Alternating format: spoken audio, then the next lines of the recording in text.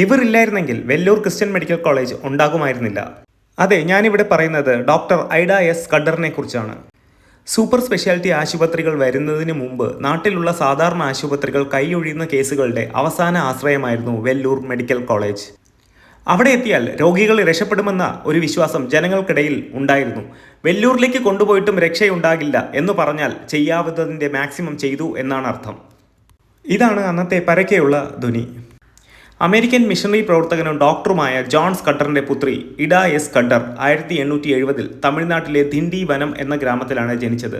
School വിദ്യാഭ്യാസത്തിനായി അമേരിക്കയിലേക്ക് പോയെങ്കിലും പിതാവിനെ സഹായിക്കാനായി 20ാമത്തെ വയസ്സിൽ ഇന്ത്യയിലേക്ക് തിരിച്ചെത്തി. പൊതുവെ അന്ധവിശ്വാസങ്ങളും അനാചാരങ്ങളുമുള്ള ഒരു സമൂഹത്തിലാണ് അവർ പ്രവർത്തിച്ചിരുന്നത്.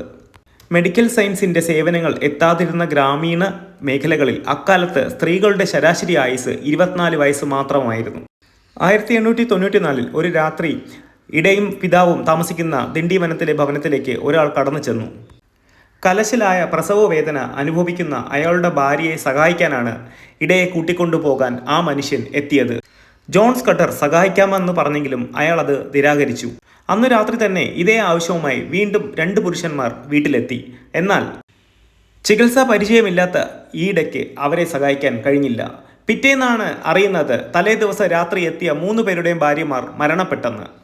ഈയിടയ്ക്ക് വലിയ നിരാശയും കുറ്റബോധവും തോന്നി. വൈദ്യശാസ്ത്രം പഠിക്കാൻ അവർ തീരുമാനിച്ചു ഉറപ്പിച്ചു. അമേരിക്കയിലേക്ക് തിരിച്ചുപോയി അവർ മെഡിക്കൽ കോളേജിൽ നിന്നും മെഡിക്കൽ ബിരുദം എടുത്തു. അക്കാലത്ത് മെഡിക്കൽ കോളേജ് ബിരുദം എടുക്കുന്ന വളരെ ചുരുക്കം വനിതകളിൽ ഒരാളായിരുന്നു ഇഡ ഖഡർ. 1900 ഇന്ത്യയിലേക്ക് തിരിച്ചെത്തിയ ഇഡ തമിഴ്നാട്ടിലെ വെല്ലൂരിൽ ഒരു ക്ലിനിക്ക് ആരംഭിച്ചു. 10,000 രൂപ മൂലധനം കൊണ്ട് ഒരു ബെഡ് മാത്രമുള്ള സ്ത്രീകൾക്കായിട്ടുള്ള ഒരു ക്ലിനിക്കാണ് ആദ്യം തുടങ്ങിയത്. 1902 40 കിടക്കയുള്ള ആശുപത്രിയായി അത് വളർന്നു. ഗ്രാമപ്രദേശത്തിലെ പെൺകുട്ടികളെ നഴ്സിംഗ് പരിശീലിപ്പിച്ചു. 1918 പെൺകുട്ടികൾക്ക് മാത്രമായി ഒരു മെഡിക്കൽ പഠന കേന്ദ്രം തുറന്നു. ഇഡ ഖഡറിന്റെ സേവന പ്രവർത്തനങ്ങളെക്കുറിച്ച് കേട്ടറിഞ്ഞ മഹാത്മാഗാന്ധി 1928 വെല്ലൂർ ആശുപത്രി സന്ദർശിക്കുകയുണ്ടായി. 1945 വരെ സ്ത്രീകൾക്ക് മാത്രമായിരുന്നു ആ ആശുപത്രി പ്രവർത്തിച്ചിരുന്നത്. 1952 ലോകത്തിലെ ഏറ്റവും മികച്ച വനിതാ ഡോക്ടർക്കുള്ള പുരസ്കാരം എലിസബത്ത് ബ്ലാക്ക് വെൽ എന്ന അവാർഡ് ഈഡയെ തേടിയെത്തി.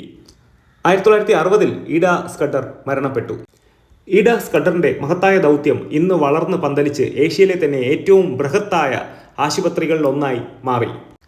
ഇന്ന് വെല്ലൂർ മെഡിക്കൽ കോളേജിൽ 3000ഓളം ബെഡുകളും 1500 മേലെ ഡോക്ടർമാരും 2500 മേലെ നഴ്സുമാരും 10,000 മേലെ തൊഴിലാളികളും ജോലി ചെയ്യുന്നു.